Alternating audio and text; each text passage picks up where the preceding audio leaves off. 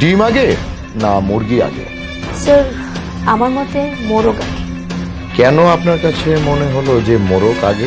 নাসিরউদ্দিন সাহেব, পরের জনকে পাঠান। জি স্যার।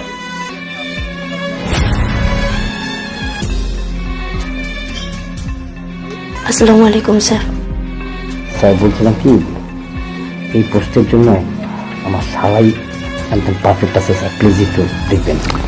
স্যার, আমি কিন্তু আমার ভাইয়ের কথা আপনাকে আগেই বলে রেখেছি, টাকা পয়সার চিন্তা করবেন না। আহা, আমাকে একটু কথা বলতে দিন। আপনার নাম কি? জি, কাজী ফাহমিদা বন্যা।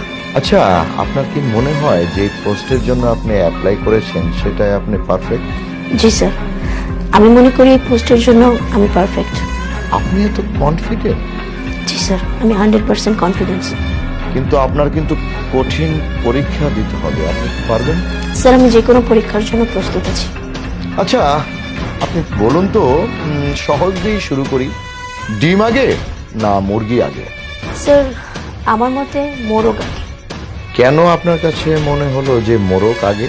সৃষ্টিকর্তা প্রথমে আদমকে সৃষ্টি করেছিলেন, তারপরে হাওয়া, আর তারপর তাদের ঔরস।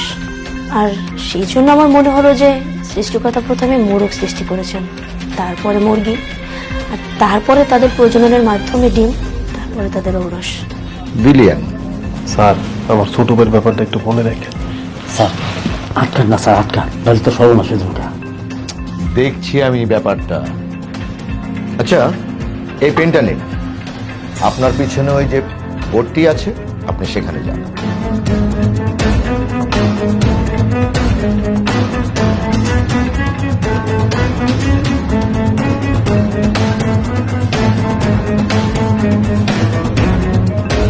এই বোর্ডে যেই মানুষগুলোর কথা লেখা আছে, এনাদের সবাইকে নিয়ে আপনি নৌকাতে করে সেন্ট মার্টিন যাচ্ছেন। হঠাৎ ঝড়, মাঝি বলছে কিছু লোককে নৌকা থেকে ফেলে দিতে হবে যদি আপনারা বাঁচতে চান। আপনি প্রথমে কাকে ফেললেন?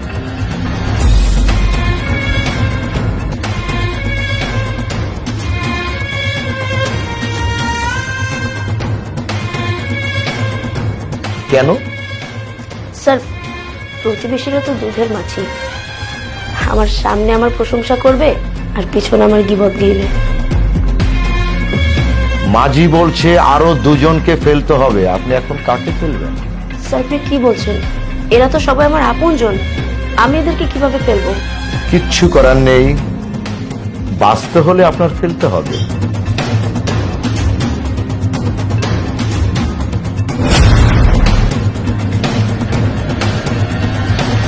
তাই বলে আপনার আপন ভাই বোনকে আপনি ফেলে দেবেন? জি স্যার। স্যার আমার ভাই বোনরা আজ আছে কাল নেই, আজ ওদের বাসায় বেড়াতে যাব, দু একদিন ভালোই আপ্যায়ন করবে, কিন্তু তৃতীয় দিন বিরক্ত হয়ে যাবে।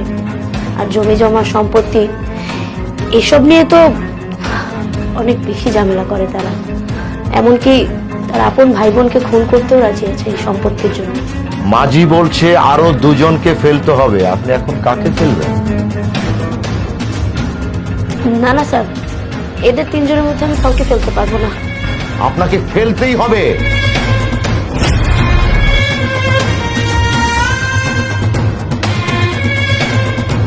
স্যার আপনি কি বলছেন?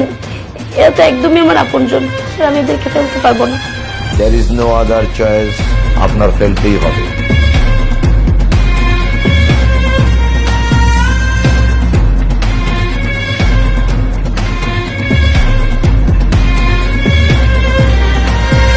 আপনি আপনার মা বাপকে ফেলে দিলেন? জি স্যার, আমি আমার নিজের বাবা মাকেই ফেলে দিব।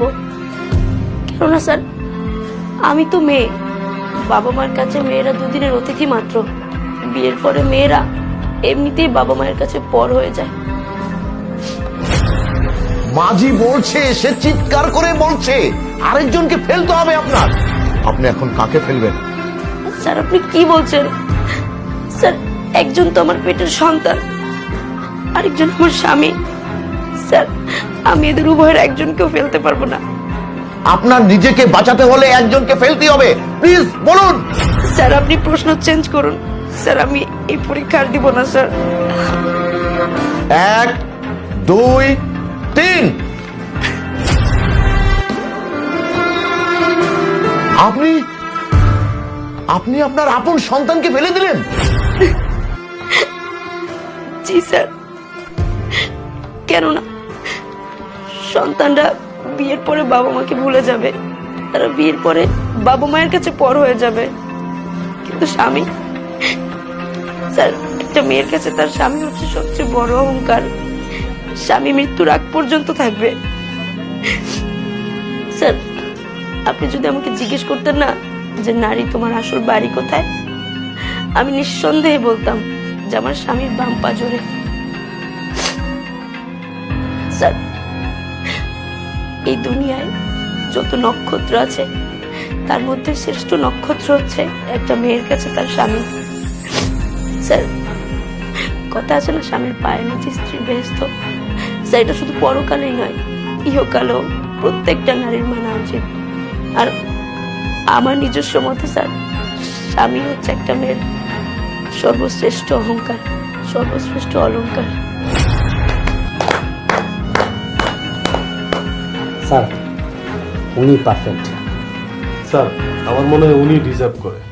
কংগ্রাচুলেশন, আপনি আপনার জয়েন্ট লেটার কালই পেয়ে যাবেন। Thank you sir, thank you so much.